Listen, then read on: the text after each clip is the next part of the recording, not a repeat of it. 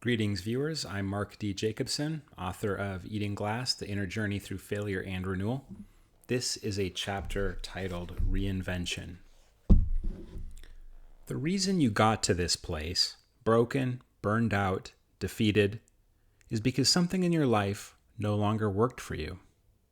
Your startup idea was not good enough. You made irrecoverable leadership mistakes. You were miserable with a spouse you probably never should have married to begin with. Your book manuscript was unsalvageable, no matter how many months you spent polishing. Your imposter syndrome made every single day of your PhD experience a torment, and you realized in the end that you didn't even like the work. You hated your job, but were afraid to move on. And now, here you are. Whatever went so badly in your life, it's over now. You're free from all that weight of expectation, whether imposed by you or others. The sense of relief can be indescribable. You feel a sense of lightness, of possibility, of being someone new. From childhood to old age, there's hardly a moment when one is not confronted by a scripted life, Gabriel Rockhill writes. Family and society bombard us with messages about who we should be, the roles we should play, and the principles we should embody. These scripts are often invisible, insidious, and so deeply internalized that we can't even see them. When failure strikes, we realize the old scripts never completely worked for us. Despite our best efforts to play the part, something was amiss. We denied it or concealed it, but now the incontrovertible evidence lies before us. James Hollis, a Jungian therapist, teaches that anxiety and discontent are not mere pathologies. They are cries from deep within our subconscious, pleading with us to pay attention to something out of balance within the soul. Failure forces us to acknowledge that who we are and what we want out of life is different than we once thought. Diana Gluberman writes that when our heart and soul go out of something, we need to stop, acknowledge our feelings and the outer realities, find our truth, and follow it. In other words, we need to live truthfully. We have no more excuses. Our previous life disappeared, or at least permanently changed. Our responsibilities are temporarily lessened. We have the opportunity to let something new grow. Cracks in the foundations of our life narratives can have the surprising effect of clearing space for unforeseeable developments, Rockhill continues. Like the seeds that sprout in toxic soil or push up through slabs of oppressive concrete, reemergence and reinvention become possible. Barbara Bradley Haggerty, in a book about finding purpose and joy in midlife, expresses a similar message. Quote, "Part of midlife's challenge is to closely examine the old script, the one that family and society writes for you, the one in which you are meeting everyone else's expectations, and see if it needs revision. The new script is tailored to your core identity, your own talents, passions, and personality, and these should shape your goals. For some, this means a major revision, bringing in a new cast of characters and an entirely new location. For others, it means rechanneling one's energies just a few degrees into something that gives them meaning and verve." End quote. The aftermath of failure gives you space to become who you really are. As we put our lives back together, it's easy to focus on the externals. We ask ourselves whether we need a career change, what hobbies we should pursue, or which friends we should spend time with. These are all important, but reinvention goes much deeper. Reinvention is about discovering who you are. Franciscan friar Richard Rohr writes about first half of life and second half of life concerns. David Brooks uses the metaphor of two mountains. For both authors, reinvention brings a fundamental transformation of values. The first mountain is about achieving personal ambitions, dreams, and goals. During their hustling years on that mountain, people fret over reputations and ego satisfaction. They strive for excellence and self-improvement in order to find happiness and fulfillment. Then the valley happens.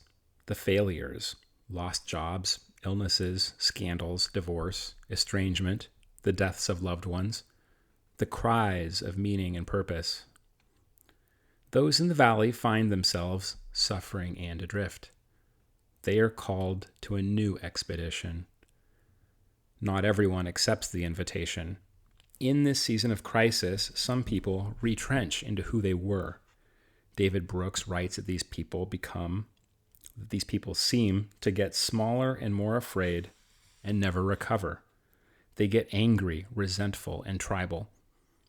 Other people find their way out of the valley to a second mountain, a life of spiritual richness, close relationships, generous service, and sensitivity, quote, to the joys and pains of the world. We know these people when we meet them. They seem almost incandescent, radiating peace and quiet joy.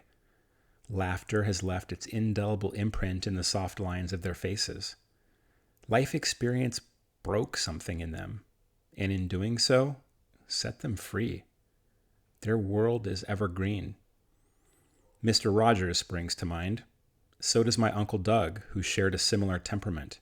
He spent a successful career in the electronics industry, but if you spoke to him any time in the past 30 years, you'd never know that.